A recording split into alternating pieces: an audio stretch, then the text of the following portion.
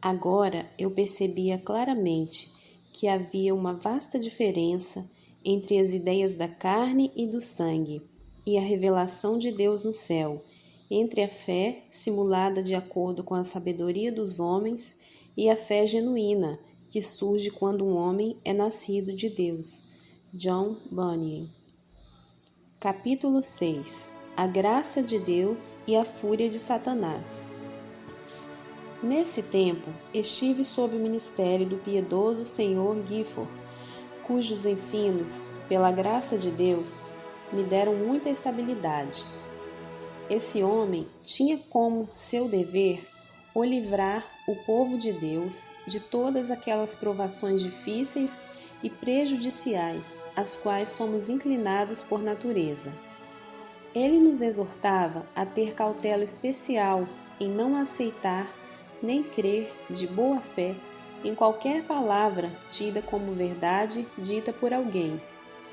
Devíamos suplicar incessantemente a Deus que nos convencesse da realidade dessa palavra e nos firmasse nela, por meio do Espírito Santo e de sua santa palavra.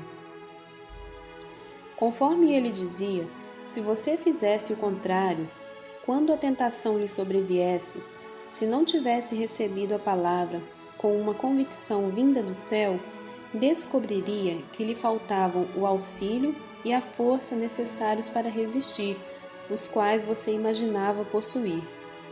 Esta palavra foi boa e oportuna à minha alma, assim como as primeiras e as últimas chuvas em seu tempo devido, pois eu havia descoberto, por minha própria e triste experiência, a veracidade das palavras dele.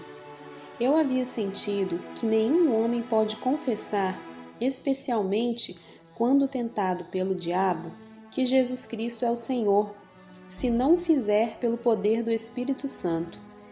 Então, pela graça, me vi mais disposto a aceitar este ensino e mais inclinado a orar para que Deus não me permitisse ficar sem confirmação do céu em qualquer coisa concernente à sua glória e à minha felicidade eterna.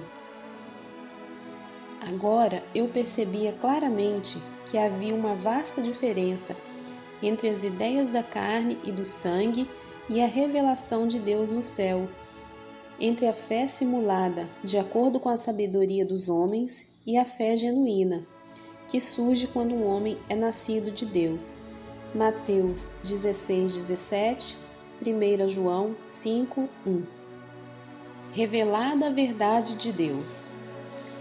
Oh, como Deus me revelou uma verdade após outra, do nascimento e infância de seu Filho até a sua ascensão e segunda vinda do céu para julgar o mundo.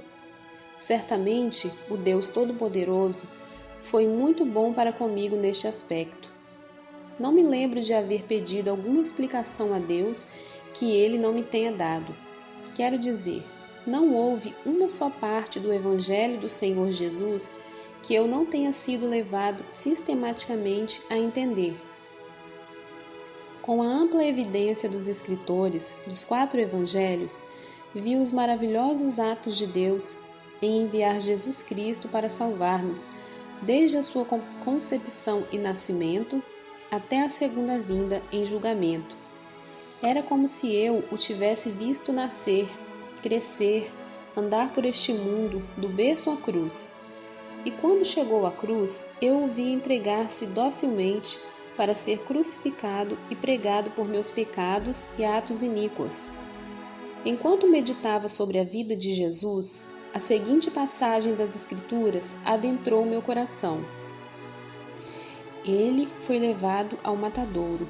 1 Pedro 1, 11-20. Quando considerei a veracidade da ressurreição de Jesus e lembrei-me das palavras "Não me detenhas", João 20:17, foi como se o visse sair do sepulcro. E regozijei-me, porque ele havia ressurgido e obtido vitória sobre os nossos terríveis inimigos. Numa visão, também o contemplei como homem, sentado à direita de Deus, intercedendo por mim. Vi como ele descerá do céu em glória para julgar o mundo, e tive a confirmação destas coisas por meio dos seguintes versículos: Atos 1, 9 e 10, Atos 7 e 56, Atos 10 e 42, Hebreus 7, 24, 8 e 3, Apocalipse 1 e 18 e 1 Tessalonicenses 4, 17 e 18. Certa vez eu estava ansioso para saber se o Senhor Jesus era tanto homem quanto Deus e tanto Deus quanto homem. Não importa o que os outros digam, era verdade que naqueles dias, se uma verdade de Deus não fosse endossada pelo céu, eu não a aceitaria. Permanecia hesitante. Bem, estava bastante perturbado por essa questão e não sabia como resolvê-la. Por fim, Apocalipse 5:6 veio à minha mente. Então vi, no meio do trono e dos 4 seres viventes, e entre os anciãos, de pé, um cordeiro. Eu pensei, no meio do trono está a divindade, no meio dos anciãos está a humanidade. Estes pensamentos brilharam diante de mim. Foram uma grande bênção e me trouxeram muita satisfação. Outra passagem que me auxiliou muito foi esta: porque um menino nos nasceu, um filho se nos deu, o governo está sobre os seus ombros, e o seu nome será Maravilhoso, Conselheiro, Deus Forte, Pai da Eternidade, Príncipe da Paz. Isaías 9 e 6. Além desses versículos, o Senhor usou outras 2 coisas para convencer-me desta verdade. A primeira foram os erros dos fanáticos e a segunda, a culpa do pecado. Quanto mais os fanáticos se opunham à verdade, tanto mais Deus me convencia dela, lembrando-me nas passagens das Escrituras que proclamavam de modo maravilhoso a verdade. Os erros que eles aceitavam eram: as Escrituras Sagradas não são a palavra de Deus. 2. Todas as pessoas no mundo possuem o Espírito de Cristo, graça, fé, etc. 3. Cristo Jesus, tendo sido crucificado e morto há 16 séculos, não satisfez as exigências da justiça divina em favor dos pecados das pessoas. 4. A carne e o sangue de Cristo estão dentro dos cristãos. 5. Nem os corpos dos piedosos, nem os dos ímpios ressuscitarão. 6. A ressurreição dos santos já havia acontecido. 7. O homem Jesus, que foi crucificado entre 2 ladrões no Calvário, na terra de Canaã, na Judéia, não ascendeu à presença de seu Pai no céu. 8. O mesmo Jesus que morreu por ordem dos judeus não virá novamente no último dia e, como homem, julgará todas as nações e etc. Naqueles dias havia outros ensinos mais prejudiciais e abomináveis, fomentados por estas pessoas, ensinos que me impulsionaram a examinar mais completamente as Escrituras. Pela luz e o testemunho da palavra, eu era não somente iluminado, mas também grandemente firmado e confortado na verdade. Como já disse, a culpa do pecado também me ajudou bastante. Na mesma frequência em que ela vinha sobre mim, o sangue de Cristo a removia, e sua remoção se dava de maneira tão graciosa como as Escrituras a expõem. Ó, caros amigos, clamem a Deus que lhes revele Jesus Cristo. Não há quem ensine como Ele. A certeza da graça no coração. Precisaria de muito tempo para escrever sobre isso e detalhar como Deus me convenceu de todas as verdades concernentes a seu Filho Jesus Cristo. Também demoraria para esclarecer como, a fim de convencer-me, Deus me levou à sua palavra. Abriu meus olhos para que visse essas verdades e as fez resplandecer ante a minha face. Por causa do Senhor, elas permaneciam em mim. falavam comigo e confortavam-me inúmeras vezes. Eram verdades referentes à própria natureza de Deus, do seu Filho e do Espírito, bem como à palavra e ao Evangelho. Como já disse, e o farei novamente, falando de modo geral, Deus se agradava em agir desta maneira comigo.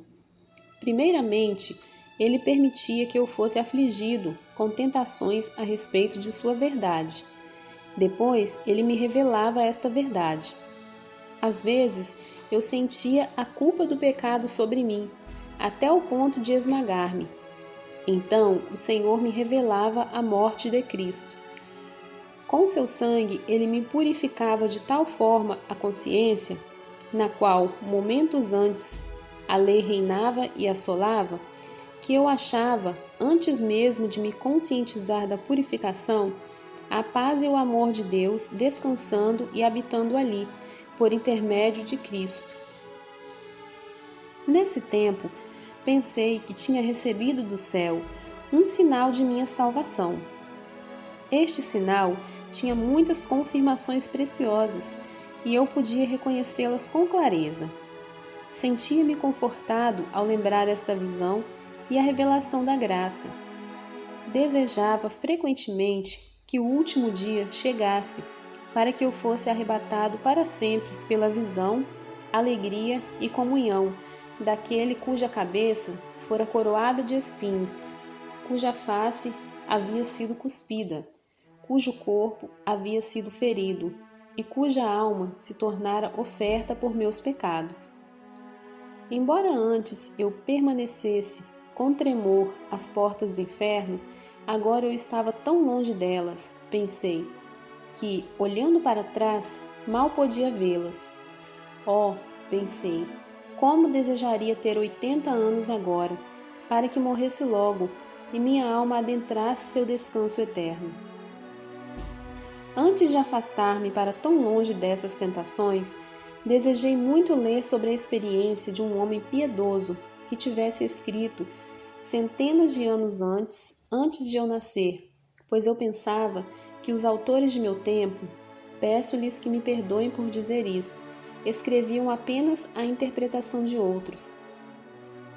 Também pensava que eles usavam sua habilidade intelectual somente com o propósito de responder às objeções que percebiam estar perturbando alguns, sem penetrarem as profundezas da Escritura para descobrir as suas verdades. Bem, um dia, após tanto desejar tal coisa, o Deus, em cujas mãos estão todos os nossos caminhos, trouxe-me às mãos um livro de Martinho Lutero. Era o seu comentário sobre Gálatas.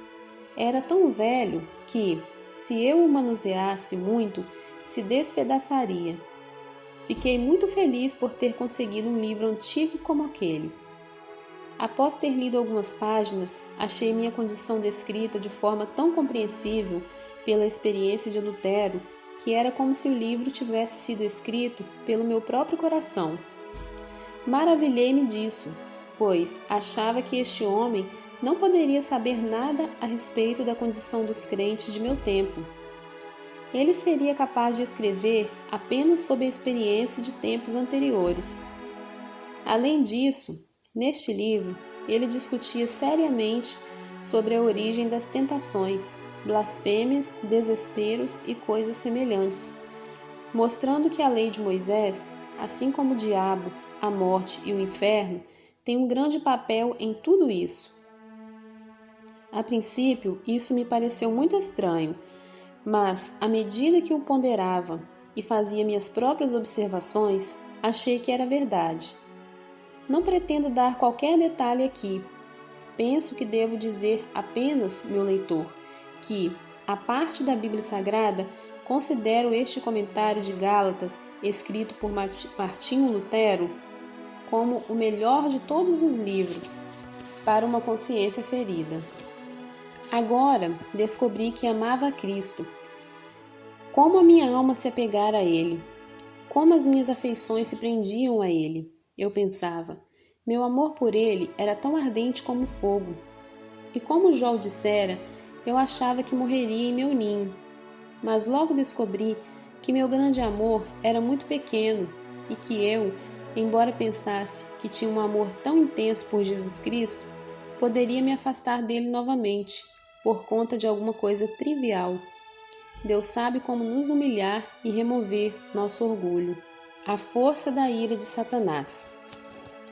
Não demorou a que meu amor fosse posto à prova e por uma boa razão.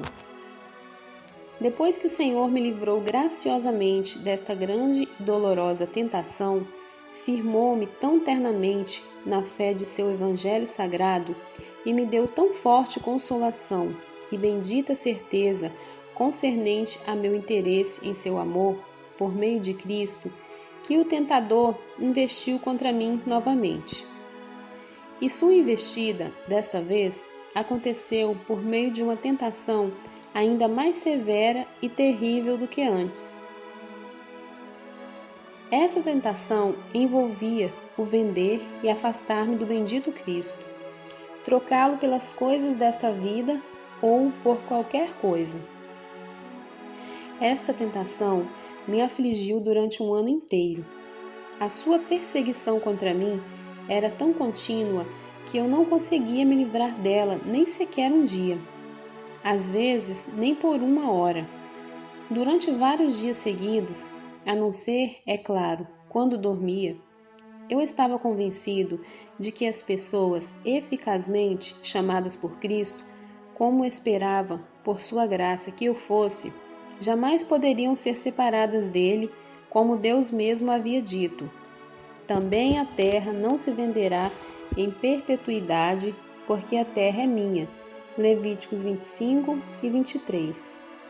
Apesar de acreditar nisso, eu era continuamente atormentado pela ideia de que pudesse ter sequer um pensamento contra Cristo, que fizera tanto por mim. Contudo, poucos dos meus pensamentos não eram blasfemos. Nem meu desgosto por tal pensamento, nem qualquer desejo ou esforço para resisti-lo minou ou diminuiu a sua persistência, força ou poder. Era incessante a sua invasão em meus pensamentos, tanto que eu nem podia comer, inclinar-me para apanhar um alfinete, nem dar uma olhada em uma coisa ou outra, sem que a tentação estivesse ali. Venda a Cristo por isto, venda a Cristo por aquilo, venda-o, venda-o. Às vezes, isto dava voltas em minha mente mais de 100 vezes. Venda-o, venda-o, venda-o. Por várias horas, a cada vez, eu era forçado a permanecer firme, direcionando continuamente o peso e a força de meu espírito contra esta tentação, a fim de que eu, porventura, me conscientizasse dela, para que pensamentos iníquos não surgissem em meu coração e eu não consentisse com eles. Às vezes, o tentador me fazia acreditar que eu havia consentido. Então, me sentia como se tivesse sido torturado numa roda durante muitos dias. O resultado desta tentação foi o medo de que, em algum tempo, eu consentiria e seria dominado por ela.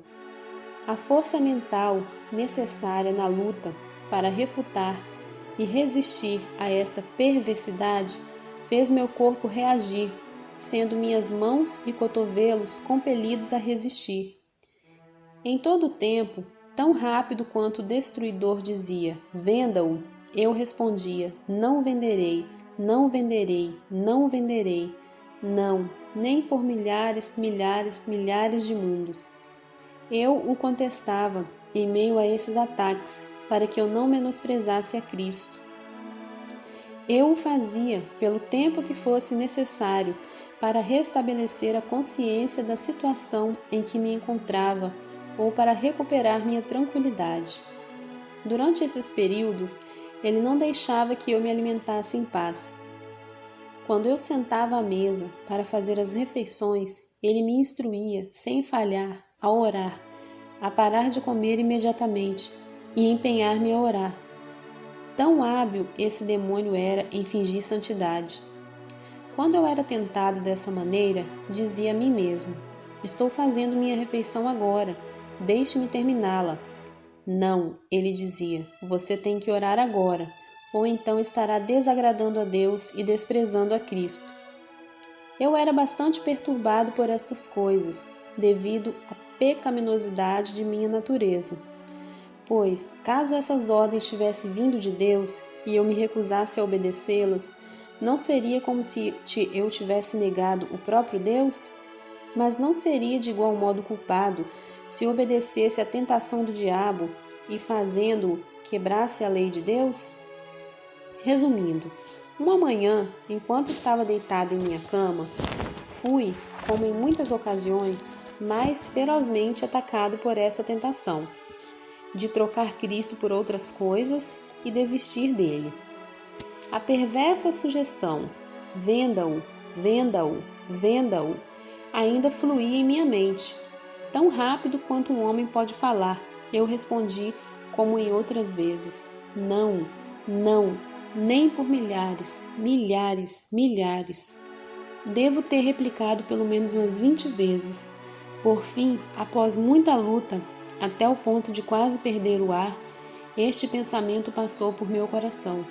Deixe-o ir, se é isso que ele quer.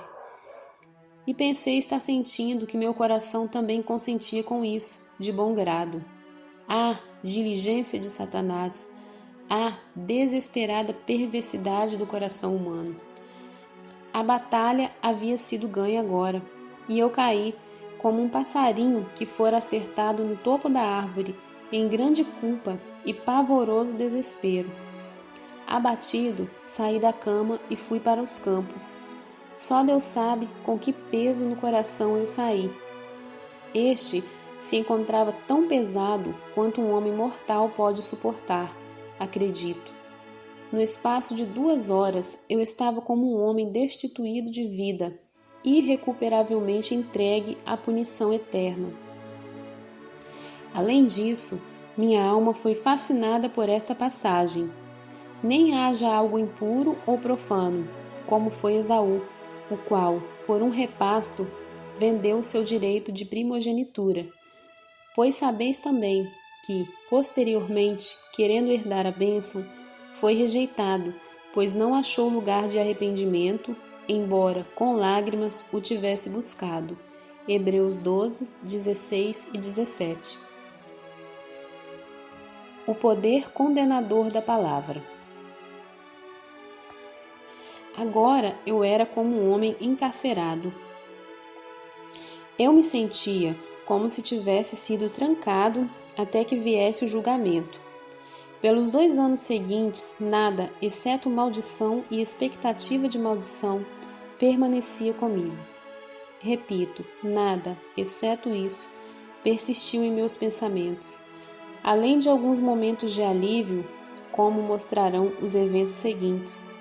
Por muitos meses, estas palavras eram para minha alma como grilhões de bronze nas minhas pernas, cujo tinido me acompanhava aonde quer que eu fosse. Por volta das 10 ou 11 horas daquele dia, eu estava caminhando em um bosque, cheio de tristeza e culpa, Deus o sabe, lamentando o fato angustiante de que tal pensamento tivesse surgido dentro de mim, quando, repentinamente, esta declaração reluziu diante de mim. O sangue de Cristo anula toda a culpa. Nesse instante, parei de meditar e estas palavras tomaram conta de mim. O sangue de Jesus, seu Filho, nos purifica de todo o pecado. 1 João 1 e 7. Comecei a ter paz em minha alma. Era como se visse o tentador olhar-me com desconfiança enquanto saía às escondidas, envergonhado do que havia feito. Ao mesmo tempo, meu pecado e o sangue de Cristo foram ilustrados a mim desta maneira. Meu pecado, quando comparado ao sangue de Cristo, não era maior do que um pequeno torrão de terra ou uma pequena pedra perante o vasto campo que eu via ao meu redor. Isto me encorajou muito por 2 ou 3 horas, período durante o qual pensei ter visto, pela fé, o Filho de Deus sofrendo por meus pecados.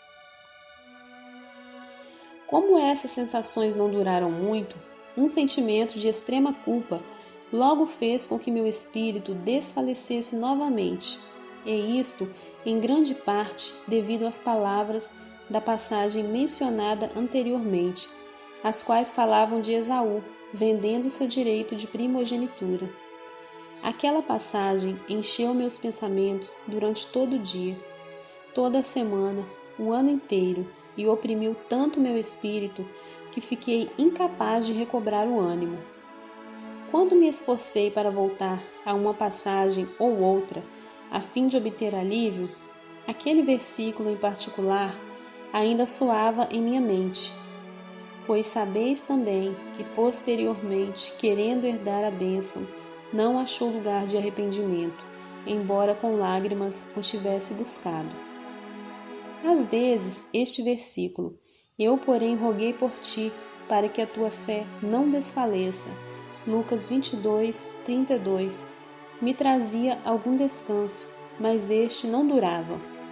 Eu também não encontrava, ao considerar o meu estado, tendo pecado como pequei, qualquer base para crer, o mínimo que fosse, que havia alguma raiz da graça em mim.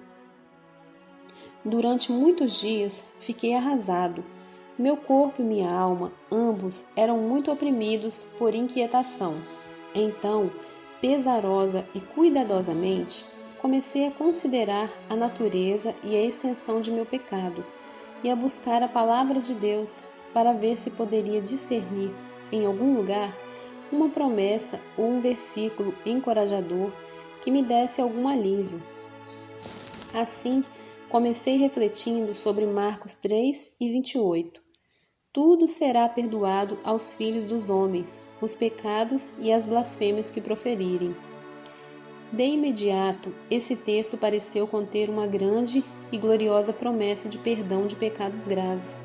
Contudo, tendo estudado o texto de modo mais completo, concluí que ele deveria ser compreendido como que se referindo especificamente àqueles que, como descrentes, tivessem cometido os pecados mencionados nele. Esse texto não se referia a mim, que não somente recebera luz e misericórdia, mas que, tendo-os recebido e rejeitado, tanto desprezei a Cristo.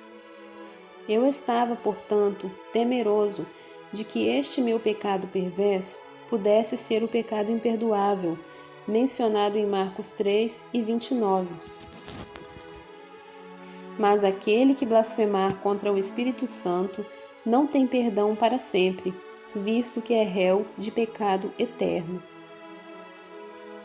Resolvi ficar atento à condenação deste pecado, por causa do versículo de Hebreus. Pois sabeis também que posteriormente, querendo herdar a bênção, foi rejeitado, pois não achou lugar de arrependimento, embora com lágrimas o tivesse buscado. E este versículo estava sempre comigo. Agora eu era um fardo e um terror para mim mesmo. Nunca havia entendido bem o que era estar fatigado da vida e ao mesmo tempo ter medo de morrer. Oh, quão felizmente eu trocaria de lugar com qualquer